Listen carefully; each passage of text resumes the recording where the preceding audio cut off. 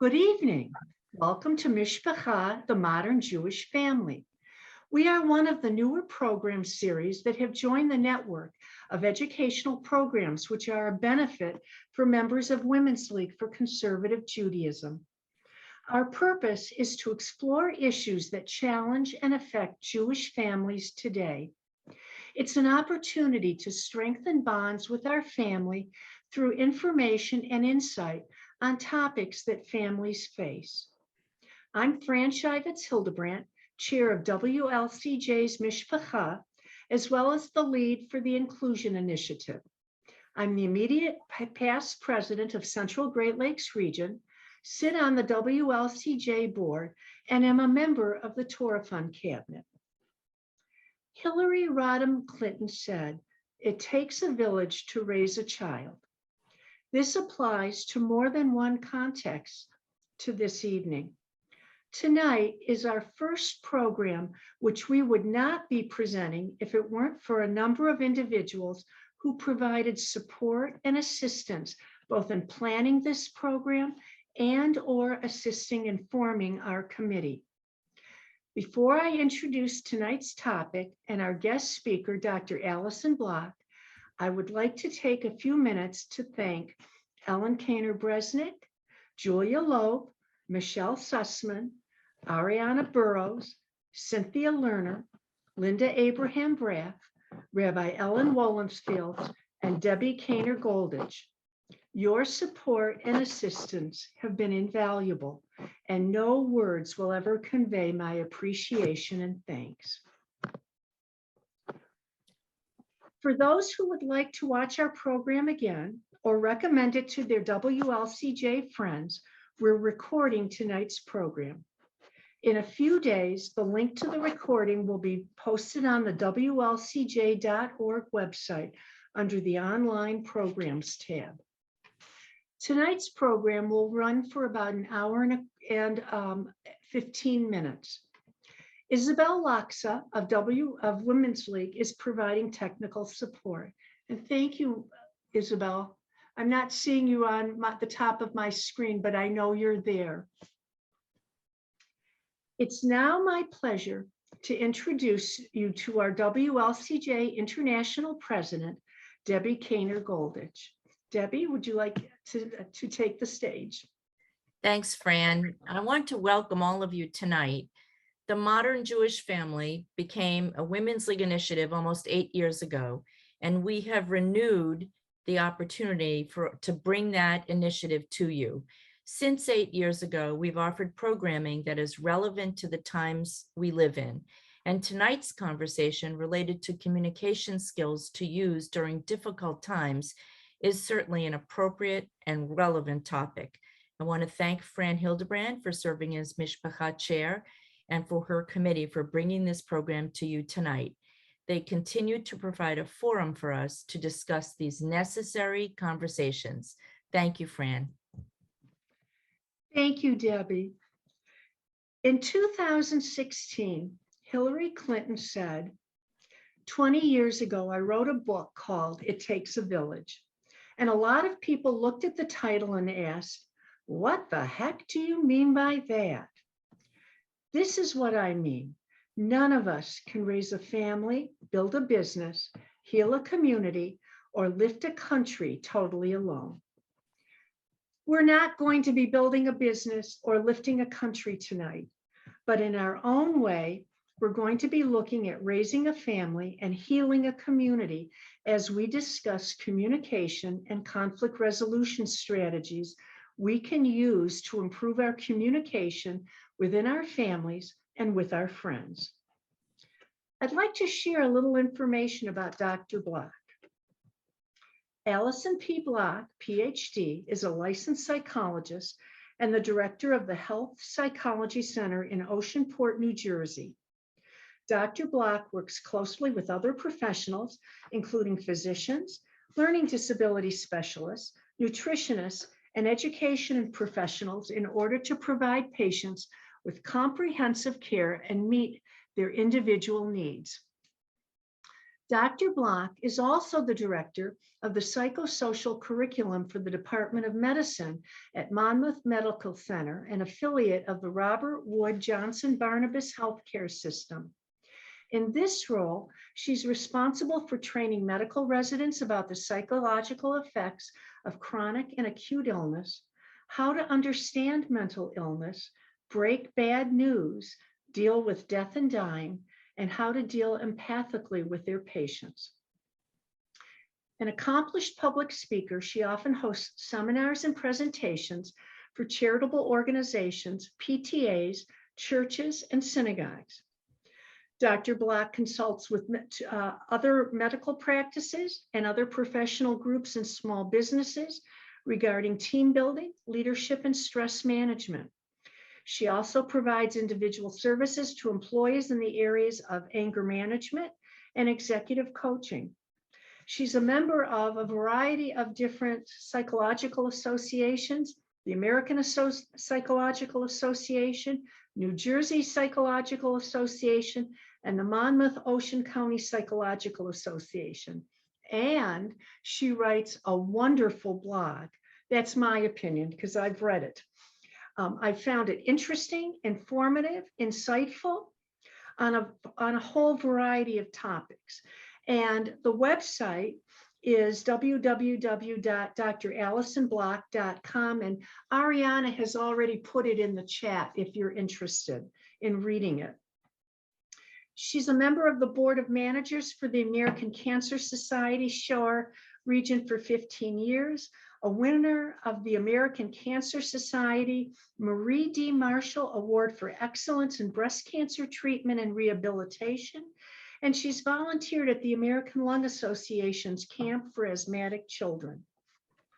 So some of you have already heard this, but for those of you who haven't, I would like to share that Dr. Black is still experiencing the same heat wave some of us went through this past weekend. She called me about an hour ago, and once my heart stopped beating really, really fast, thinking, oh my goodness, what could it be? I was relieved to find out that her call to me was that while she would typically dress for the occasion, since it's 93 degrees and her air conditioning is not working, that she is dressing for comfort, which we can all appreciate and agree with her decision. So don't be deceived. Her qualifications will far exceed her appearance tonight. One last piece of item of business before Dr. Black begins. We're leaving time at the end of the program for questions. So if you have a question, feel free to put it in the chat. And Ariana Burrows at the end, she'll be monitoring the chat, and at the end, she'll ask your questions for you. And now it is my pleasure to present Dr. Allison Black. Thank you so much, Fran. I really appreciate that lovely introduction. I did actually call her and say, listen, normally my hair would be blown out. I'd be wearing business attire, but our air conditioning went out Saturday night when it was 97 degrees. Actually, we're down to 83 in the house with fans going all over. I am allergic to everything that grows, so I'm choosing between opening the windows and running the fans. But be that as it may, hopefully you will learn something tonight that has nothing to do with my hair being piled up on top of my head. So our goal tonight is to facilitate better communication with your family, with your peers, with your in-laws, with your coworkers, with anyone that you come into contact with. I want to give you a little caveat. I'm going to give you a number of vignettes, and I'm going to talk about what I call the 10 commandments of better communication. I am not going to talk about tonight, nor will I address questions about differences in politics. It's too difficult, and civility in all conversations is important, but I think over the last few years, we've kind of lost sight of that in politics. So I'm excluding that from tonight's program, and I hope you'll all be comfortable with that. In order to keep communications healthy, it's important to remember that any topic, anything you talk about can be fraught and can lead to conflict if the parties involved in the communication don't agree with one another. So it doesn't have to be a big emotionally loaded conversation. It can be something as simple as, where do you want to go to dinner? Also, something that Fran and I talked about that I want to stick in up front is that we need to remember that power differentials make a difference in communications. Now, we don't often think about power differentials when we think about families, but think for a moment about when your children were little. You talked to an 8-year-old child differently than you talked to your spouse. So now your child may be a 35-year-old with an 8-year-old of her own. You can't talk to her the same way you did when she was a child. The other thing that happens is that as our parents get older, and perhaps they need more of our care, we sometimes feel like they may be more children than parents, but we have to remember to respect them and not treat them like children. So think about that power differential when we're talking about communication. Start with the following. It isn't just what you say, but it's how you say it. And before I give you some tips on how to improve your communications, I want to read you some vignettes. Fran and I talked about these, and I could probably give you 100 different vignettes about situations that could lead to problems. But I tried to pick some that I thought would be relevant for our audience tonight. And I really want you to use them. We can address them if you would like, but I would really like you to use them as a way to just trigger your own thinking and think about, what kind of communication issues have I faced recently?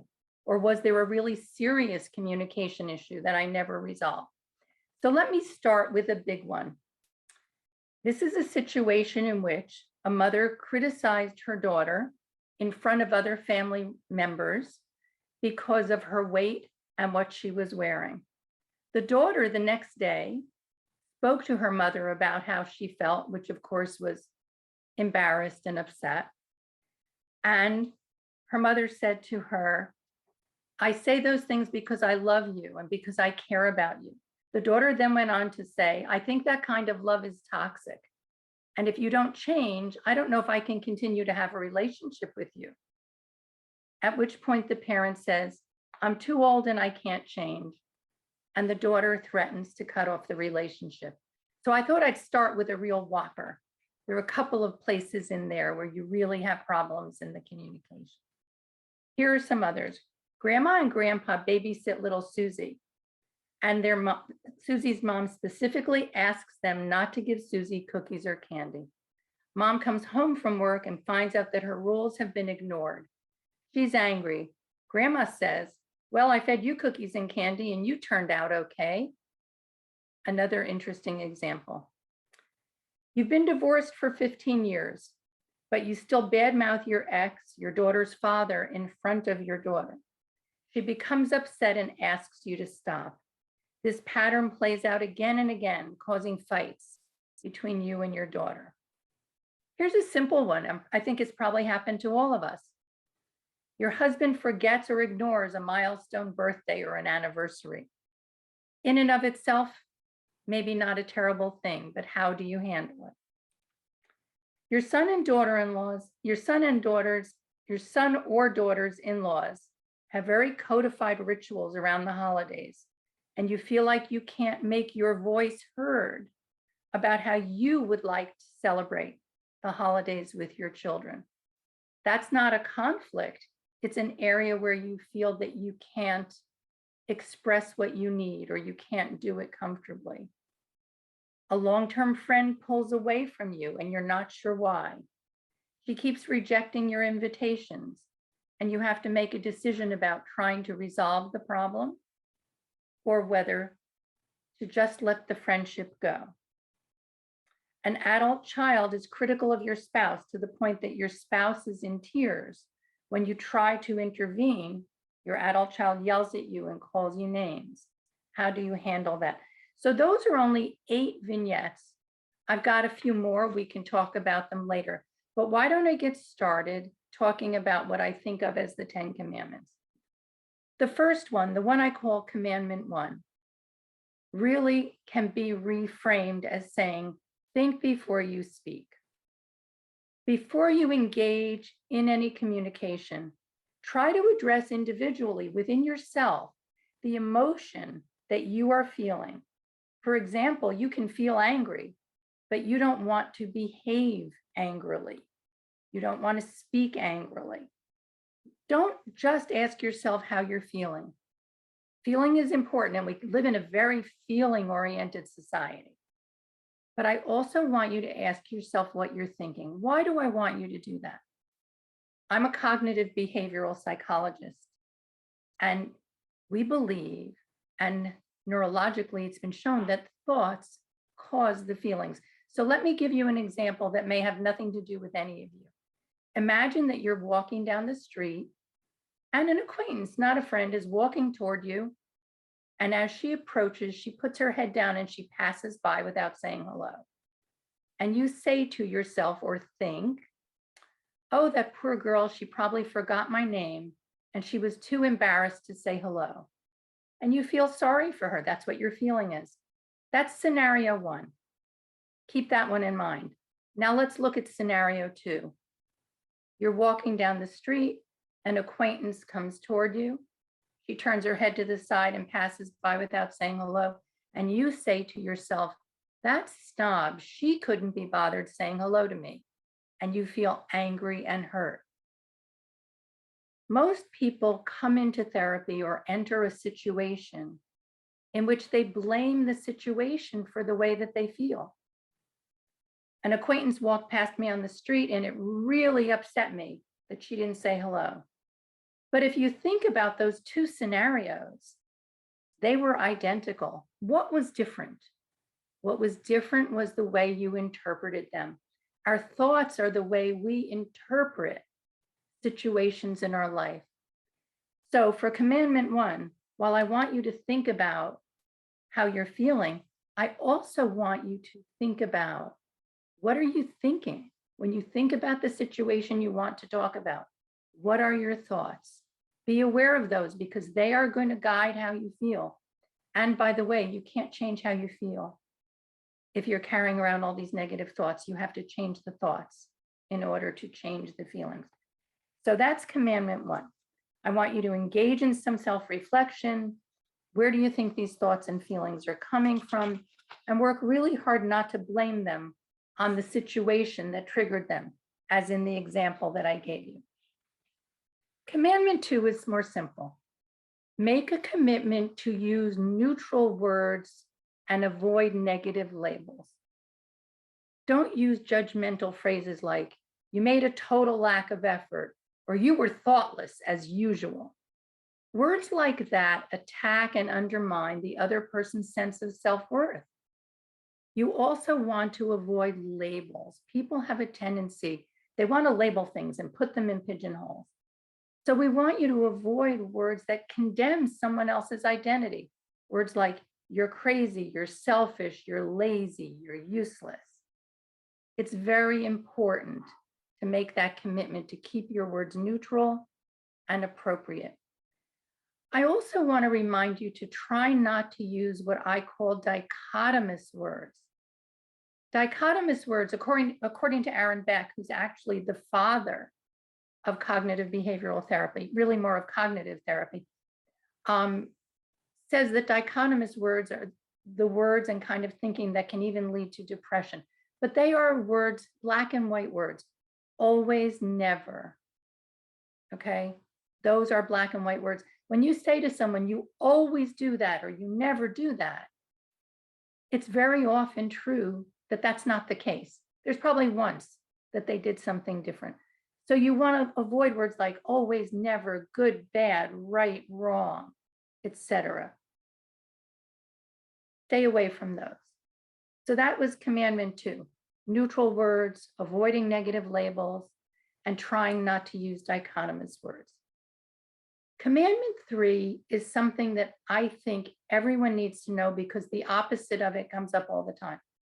And Commandment 3 is speak from the I. And when I say I don't mean the I that I see with, I mean the letter I. So many times we go into conversations and we say, you should do this, you did do that. Why didn't you do this? You. But if you really want to have a productive conversation, you need to talk about what you're feeling. And I'm going to give you a technique in a little while that's going to tell you how to do that. So you want to say, for example, I felt hurt that you did not invite me to dinner for the holiday when you had your in-laws there, as opposed to, you never invite me for dinner when your in-laws come. Okay, speak from the I. Don't tell the other person what to do or what they did. Talk about your own feelings and your own thoughts. Commandment 4 is sometimes hard. It depends upon how you were raised on occasion. Stick to the topic at hand. Try not to digress, okay? I call fights and miscommunications that cover everything you ever did to me since the day I met you as kitchen sink fights. No one gets anywhere with a kitchen sink fight where you throw everything you can think of at someone. It doesn't solve the problem, and in fact, it probably brings up old hurts and old situations. Also, try to avoid comparisons. If you're talking to a friend, don't compare he or she to other friends. If you're talking to your daughter or son, don't compare them to someone else's daughter and son, because the problem that you're trying to solve is with your own child.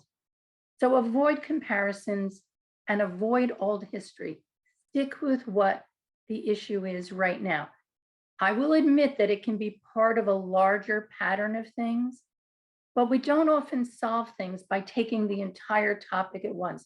We have to chunk it up into small pieces and try to solve things a little bit at a time. Commandment 5 is to think about your nonverbal communication. I know when we think communication, we think about talking. But often our body language says as much about how we're feeling and how we're thinking as our words do. So if you are sitting there with your arms crossed and your eyes down and you've got a pout on your face, you're not going to look like you're welcoming to what the other person is saying. And they're less likely to be open and honest with you. So keep good eye contact, nod while the other person is talking, and really try to keep your body relaxed and open. The next rule or commandment is to reframe what you think the other person said. What do I mean by reframing? Say the same thing in your own words. If you can't put it into your own words, then you probably didn't understand what they meant. And if that's the case, ask clarifying questions. In order to really know what they said, you need to listen empathically. You need to listen deeply. In my job with my first-year medical residents, one of the things we work on all the time is empathy. Empathy isn't just saying, I'm sorry. I'm sorry is sympathy. Empathy is putting yourself in someone else's shoes, being able to see both sides of the experience, everybody's perspective, and to try to feel what the other person is feeling. So when you are listening to someone, perhaps in an emotionally difficult conversation, you want to listen empathically, okay? Once someone else has stopped talking, I also don't want you to feel like you have to rush right into that silence. Take a moment, not really a moment, not 60 seconds, but take 4 or 5 seconds and think about, what did I hear and where do I want this conversation to go? It's good to think about what you're going to say, to put some thought into it, because sometimes if you just right away react emotionally, once again, what am I feeling and what am I thinking? Where do I want this conversation to go? Okay, count to 5 if that will help. Commandment 7 is just a list of things to avoid. Slights or insults, this kind of goes back to the negative words, but I think they're worth mentioning. Overt rudeness, interrupting someone when they're talking, taking a phone call, things that send the message, I don't really want to pay attention to you right now. Don't devalue what the other person is saying or invalidate their feelings. Has anyone ever said to you, I'm sure you didn't really feel that way. Our feelings are ours. They are meaningful to us. When someone else invalidates them, we're not very likely to want to go on and continue the conversation. Don't make assumptions. If you're not sure, ask a question. Don't sound condescending and don't be dismissive with your words or with your gestures. Have you ever had someone say to you, as my uncle used to do, he'd go like this, who cares about that? Okay. So it's not just how you behave with your words, it's how you behave with your body language and with your gestures. I see Ariana shaking her head when I did that. So I think we've all known someone who has done that. So the next commandment is really more of a skill. I suggest to people that they try to make a communication sandwich when they know they're going to engage in a conversation that might have something difficult. And what I mean by that is it's always easier to hear something negative when you put it in between two things that are positive. Okay? So here's an example. I know you love me and always try to do your best, but I felt really hurt when you didn't invite me to lunch with the other girls. I know you value our relationship and you'll be willing to talk to me about this. I recognize that this may sound kind of stilted. It may sound kind of formal, but it's a whole lot better than saying, you really hurt my feelings when you didn't invite me to lunch. So when we have something to say that is difficult, is hard, is showing negative emotions, try to think about what are the positive aspects of my relationship with this person? How can I convey that in a way that won't make the other person defensive, that isn't going to back them against a wall? If I say to Ariana, I was really upset when you didn't invite me to lunch, how is she going to come back to me? But if I tell her that I know she cares about me and I really value our friendship, I think I have a better shot at having a decent conversation with her. So that's called making a communication sandwich. The skill I really want all of you to learn tonight is a little bit tougher than that. And it's what I call Commandment 9. I call it complete communication.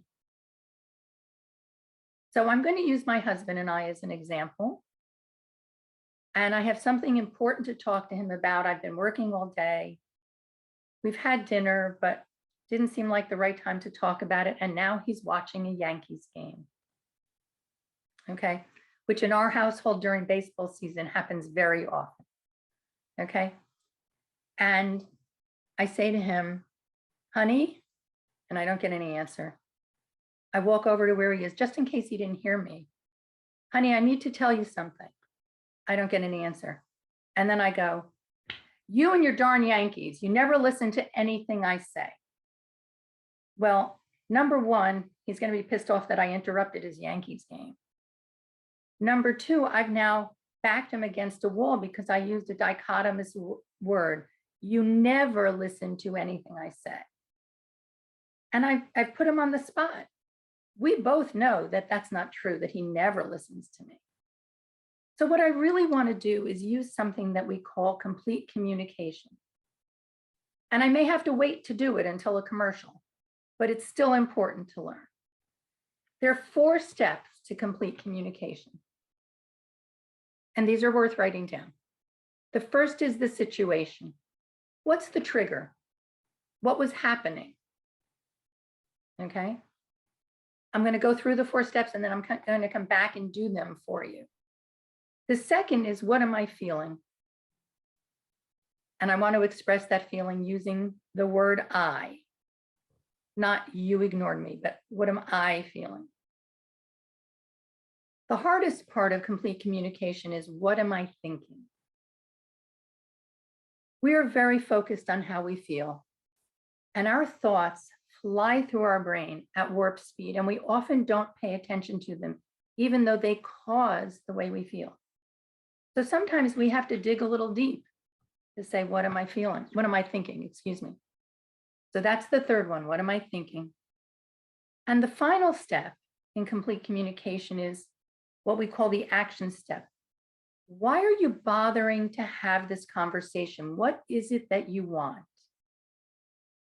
So let me go back and have my conversation with my husband, Barry, using complete communication. I'm going to wait till the commercial. Honey, when I try to tell you something that's important and you ignore me because a Yankees game is on, or you don't listen to me, I'd probably be better off to say you don't listen to me. See, even I am not perfect at this. I feel hurt. And I think that I'm not as important to you as that sporting event. I would really appreciate it if, when I say it's important, you mute the television and you listen to me. So what was the first step, the situation? When I try to talk to you when you're watching a Yankees game. What was the second step? How did I feel? I felt hurt. What did I think? I think I'm not as important to you as that sporting event. And what do I want? When I tell you something is important, I would like you to mute the television and listen to me. Would anyone else like to try thinking about a situation that you've had? Would anyone like to try complete communication? And I can help you smooth out the edges. Anybody brave enough to do that? No? No hands going up? Okay, then we'll go on and we'll do Commandment 10. Commandment 10 has two parts. The first is don't triangulate. What do I mean by triangulate? Oh, I'm sorry. I see someone, Kyola Rains, you have your hand up. Hi, I'm sorry. I missed the opportunity to share. Can you repeat the scenario? I probably would like to take advantage of this. It can actually be a scenario in your life that you would like to try using complete communications. I would have to say with my husband and my mother-in-law, who lovingly shared this link with me. So I definitely need to learn how to communicate with the both of them completely. Okay. Is there a problem that you've had communicating in the past with one of them that you'd like to learn how to smooth over with your language? Definitely. So I am a more closed off person. Like, I'm very guarded, and I'm coming into a situation where the other person really wants to communicate a lot more frequently than I'm used to or than I'm comfortable with. I'm trying to find a middle ground. So it has to really do with like frequency of communication, and then also being able to express that there's some things that I just keep to myself, and I will warm up and get to know, and get to know this person little by little. We have a huge distance between us. And so I just want it to like happen naturally versus feeling like I'm forced to have conversations that I'm not necessarily like in the mood to have. So would you describe yourself as an introvert? Someone who Yes. recharges on your own. So before we go on and talk about how to fix the situation with communication, if you haven't read the book, read Susan Cain's book, Quiet, Q-U-I-E-T. And the subtitle is The Power of Introverts in a World That Never Stops Talking. It's a great book. You will love it. And you'll be making notes in the margin. So buy it in soft cover instead of electronically. Oh yeah, that's totally me. I'm a highlighter and an underliner for sure. Okay. So someone wants to talk to you, and at that moment, you are feeling like you need to recharge, I'm assuming. Yes, definitely. I'm feeling like I need to recharge, and or I'm just not I'm just not in the mood to chat at that time. Okay. So what would you, sorry about that, everybody. What would you normally say? Or would you say nothing? I would normally just like avoid. That's kind of, which I know is not, like if the phone rings, I see the number and I'm like, oh no. And that's how I feel. I'm like, oh my God, I don't want to talk right now. I just don't want to. And that's just my own like personal thing I'm working through, opening up to like someone new.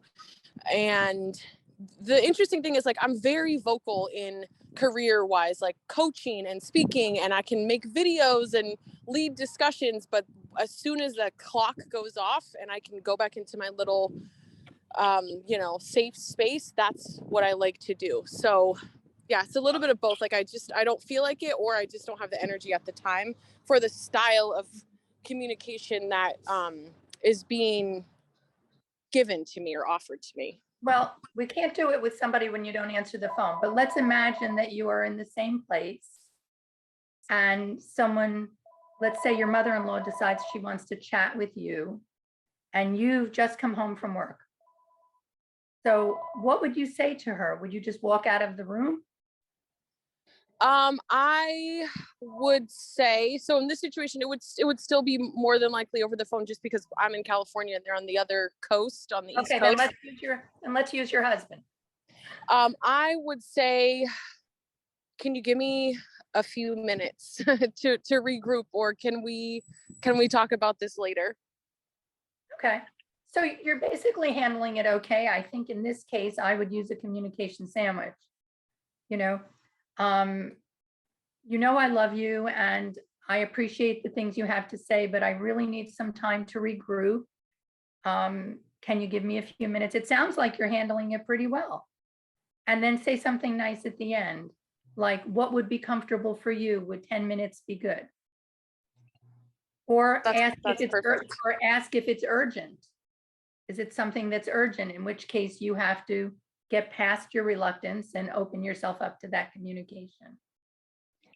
Definitely that part about the urgency. I'm taking note of that, because that is the one that I can use, even if it's like a distance or something where it's like I saw your call. I could, if I don't have the energy or feel like taking the conversation, I can send a text message. Hey, I saw your call. Is it okay if I call you back in 30 minutes or something like that? Let me say something about text messages. I think text messages we often use them because they're convenient and they're easy, but the reality is text messages don't have tone of voice. They don't have inflection. They don't have facial expression. They don't have body language. They don't have love, and they don't have genuineness. Okay? Use them if you have to, but boy, there is no substitute for human to human communication. In fact, Fran, you and I talked about the book by Sherry Turkle, the name of which escapes me at the moment, which talks about the fact that we are losing the capability for communicating with one another because of all of the electronics. And I would urge you, when you can, even if it's uncomfortable, try to do it, at least voice to voice on the phone, face to face if you can. I think it's very, very important to try to have that experience. The problem with the technology is as follows. Whether it's a text, whether it's an email, you can keep doing it until you get it perfect. But when you are face to face or voice to voice, you can't regroup like that. And you have to get used to the fact that you might make a mistake. You have to recover. You have to think and do in real time. And so I think it's very important to try to have more, not less, real human to human communication without that intermediary of an electronic device. And I know that I don't even want to get into the subject of kids, because that's another whole 12-hour conversation, what's going on with them and their devices. But I think it's very important to try to increase your human to human conversation. So let me go on to Commandment 10, which is don't triangulate. I don't know how many of you know what triangulation means, but in shrink language, it means don't tell someone else what your problem is with the third party. Don't count on the fact that they are going to solve your problem for you. Remember the person who didn't get invited to lunch? Don't talk to one of the other girls. You need to sort of face the music and say what you need to say in an appropriate way. Triangulation causes more problems. Think about the old game of telephone. Person one says something to person two, says something to person three, says something to person four. And by the time it gets back to the person that you really need to have the conversation with, it could be a totally different message than you wanted to have. So that's what I mean by don't triangulate. Okay. Also in this group, I include just a comment here about what we refer to as microaggressions. The term microaggressions is usually used to describe inadvertent or deliberate insults or slights that are directed at minority groups. We deal with this a lot at the hospital that I work in because all of our medical residents are foreign graduates. And there are times when we've had experiences where a resident has heard a nurse make fun of an accent or things like that. Those are microaggressions in the professional world. But sometimes I find that even in family situations, especially those that are emotionally loaded or tense, there are microaggressions. People can be insulting, maybe not on purpose, but they can be. Nobody wants to be overlooked. Nobody wants to be talked down to. Nobody wants to be interrupted all the time. And nobody wants to be devalued. So let me wrap up this portion and then we can do questions and situations, whatever you'd like. What I would say to you is, and look, I have taken communication. There are like 1,000 books on communication and we've compressed it into like 35 minutes. What I would say to you is take a step back. Think about not only your intent when you start a conversation, but think about what impact you want it to have. And they really should be the same. They should be neutral in value. They should be caring and they should be genuine. Okay. You want to ask yourself, what do I really want to get out of this encounter? And then have the courage to reach across any perceived barriers that exist with the goal of making things better. So I'm going to end at that point, and I'll be happy to take questions or talk about other vignettes that I can share with you. Yes, I do have a question which I can convey to you, Dr. Block. We know the pandemic has made these times especially fraught. And I wonder if you could speak a little bit about how the pandemic has had an impact on our communications with one another and what you might suggest. I think the isolation that the pandemic imposed upon people has affected sort of our skill level. We haven't seen one another face to face as much, and so we're not as good at talking face to face. The other thing that the pandemic has done is it's raised issues about people's opinions about how they want to observe pandemic protocol, mask or no mask, in person or not in person, 6 feet apart or not 6 feet apart. So I think it has given rise to some family issues because I think some older people who are perhaps more likely to have their health affected may be more cautious than their kids who are younger and hardier and are less worried about what the implications could be if they landed in the hospital. So I think those are the two things that I have seen the most is conflict with family conflicts over should a wedding take place or shouldn't it take place. I have actually seen in my own friend group a case of what I refer to as COVID PTSD with a friend who did not leave the house for 2 years.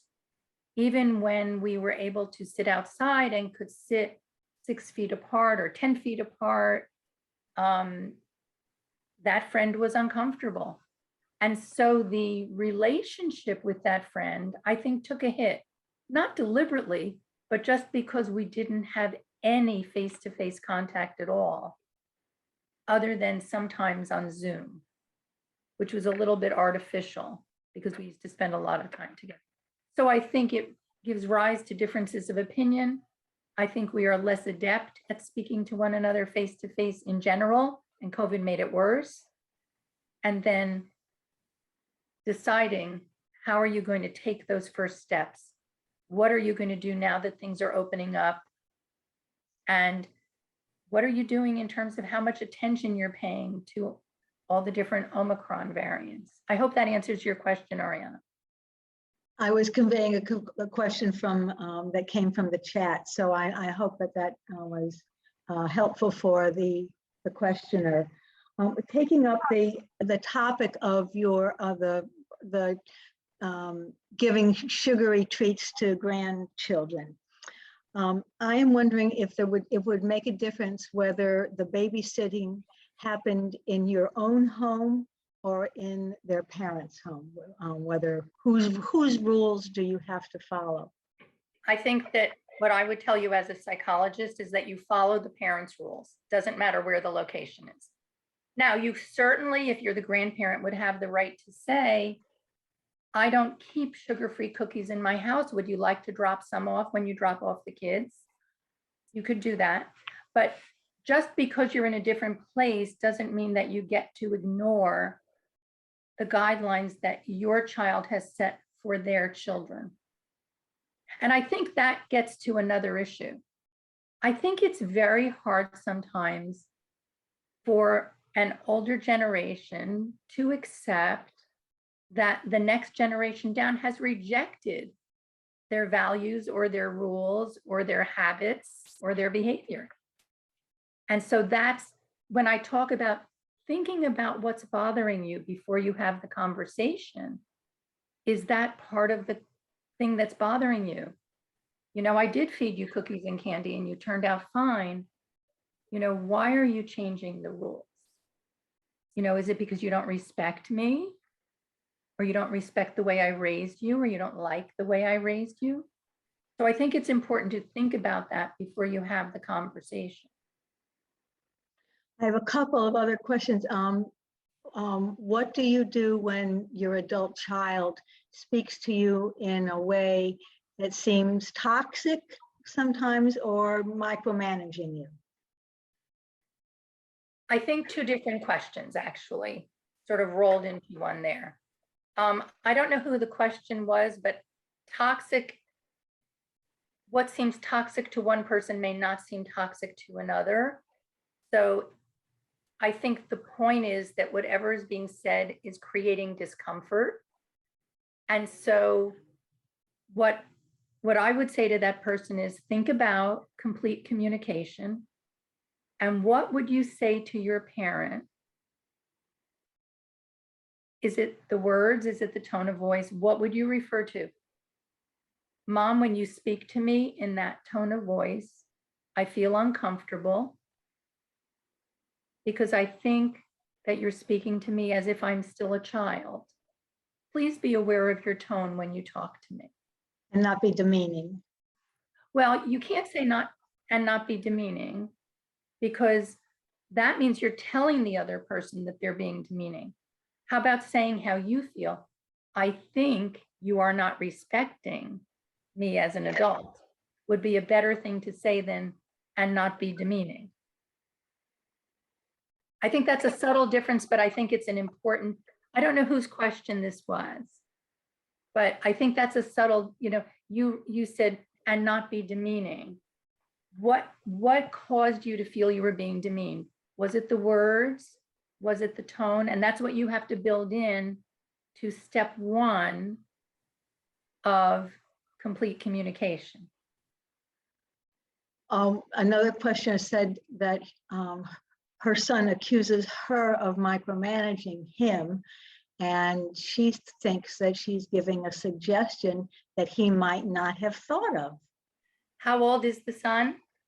I think it's an adult son. Okay. My rule of thumb is you don't offer suggestions unless they are asked for. Okay. If you have an adult son and you've raised him with values that you have that you think are important, I think it's unlikely that he didn't think of that. He may have thought of it and rejected it. So I do not think as a parent that we should be giving our adult children suggestions, because usually those suggestions are, why aren't you doing it the way I think you should do it? Now, I could be wrong because I don't know what that person's actual suggestion was. But if it's conceivable that it might be something that the adult son might not have thought of, maybe it's something that even the parent more recently learned or read and would like to bring to that son's attention. Is there a way to present that would not be misinterpreted or the feelings be hurt? If it has to do with a decision that the son is making, I think that that's different than just, hey, I read something interesting and I'd like to share it with you. Okay. I think that's a totally different situation.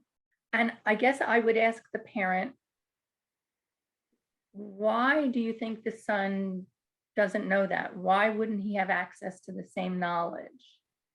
Are you really just trying to make conversation? You know, what's your goal?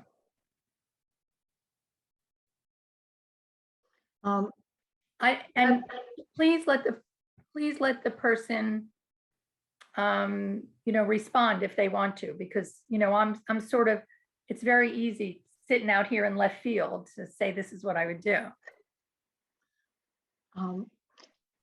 Well, I'll look for that, but in the meantime, we had a strong suggestion if you could say a little bit more about COVID PTSD, because we are finding that is something that is prevalent. There is no actual diagnosis called COVID PTSD. Those are my words applied to a personal friend. I think that her fears were so overwhelming to her that she could not contemplate changing her behavior in any way. Okay. So there really isn't any such diagnosis, but at a time when many of us were taking the opportunity even to sit outside with masks on and 6 feet apart, things like that. But again, it was her choice. I didn't call her up and say, hey, dummy, why aren't you doing this? I would make the invitation and say, I respect your decision, but I felt bad because I felt that she was very traumatized by COVID. So when somebody's very traumatized by a situation, they often relive something that feels catastrophic, and clearly that felt catastrophic for her. If a different situation, if your daughter comes out to you and a couple of weeks before a family gathering, and you and she are comfortable and close about this, what would be the basis for deciding whether or not you prep the daughter for the family gathering or prep other family members prior to the family gathering? I think that if your daughter comes out to you, number one, fabulous that you have a close relationship and she feels that she can. Okay, there are too many situations where that doesn't happen. I actually shared a situation with Fran in my own family. I have 2 first cousins, they're sisters. I think of them as my older sisters, and they are both lesbians. And their mother, my aunt, and I were very, very close. And I remember saying to her once, I think at the time she was already maybe in her 70s. And I said to her, Aunt Lillian, I'm so proud of you about the way that you've dealt with this. We were having a conversation about their families and their lives. And she said to me, there was no decision to be made. I love my children. I love my grandchildren. I want to have a relationship with them. So the decision was obvious. There was no decision. Things were going to go on as they had been. So in terms of prepping the daughter or prepping the family, I would imagine that, I'm assuming this is an adult child, not a teenager, not a minor child. I would assume, maybe I shouldn't assume, I would think that the adult child has had many experiences with people who are or are not comfortable with her sexual preference. And I would be reluctant to try to prep her for anything. Okay, unless she asked me, what do you think is going to happen on Thanksgiving? I'm going to tell everyone that I'm a lesbian. What do you think will happen? Okay, again, I think that's part of that sort of, are you offering suggestions before they're asked for? And I certainly would not think that the parent should, quote, prep the family. It's not her news to share, her or his news to share.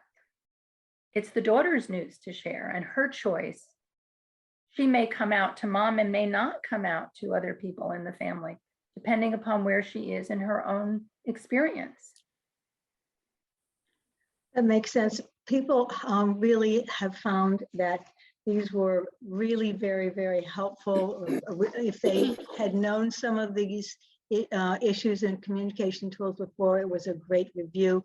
There's a tremendous desire to be able to have a handout of the 10 Commandments. Is that something that you could make available to Fran and we could share it? I don't have it written out anywhere. It was just my scribbled notes from my own experience. And in fact, I had said to Fran, I used to have a handout on complete communication, and I have literally turned my office upside down thinking if I could find it, I could scan it and send it to you, and I don't have that. But if anyone wants to reach out to me through my website, there is a contact place where you can come to me with a question or a situation. You know, I'll certainly be happy to help if I'm able to. And because Women's League is all over the country, you might even be in one of the 28 states that's a PSI-PACT state. We now have something called PSI-PACT, and we are allowed to work across state lines in states that are members of PSI-PACT. So that might help as well. If it's all right with you, Dr. Block, what I can do is I'll go back and listen to the recording, come up with the commandments you spoke about, and I'll write them down and send them to you first, just so you can eyeball them. And then if everything comes together, we can send them out to everyone. That would be fine. Sounds good. We should probably wrap up the questions. Any last questions, Ariana? No, I think that covers it. So let me just end by saying, we didn't talk specifically about conflict resolution because I felt that conflict resolution is really, I won't say it's a separate subject, but it made the topic too big. And I think that you can still down the road talk about conflict resolution.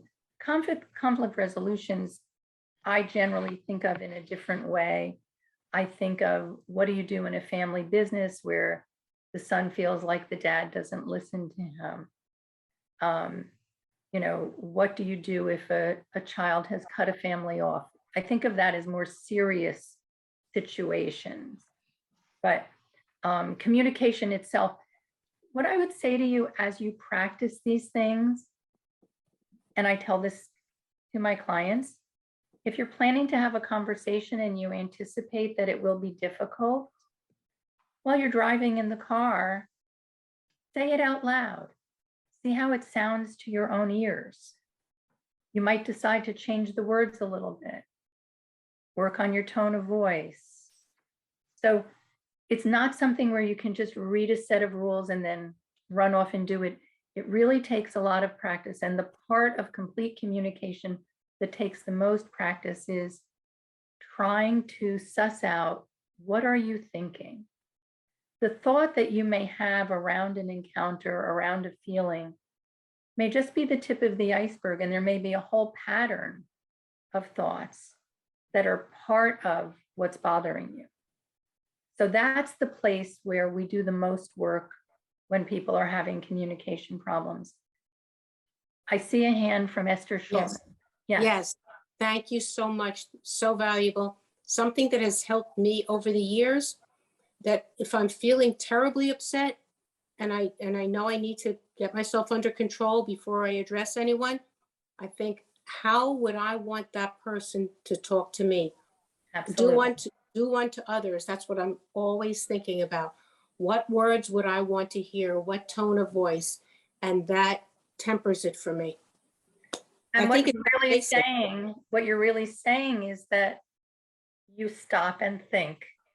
And that's kind of the thought that you use during that 5 seconds before you speak. And I think it's a very helpful thought to use during that 5 seconds. Thank you. You're very welcome. Any other questions before we say goodnight?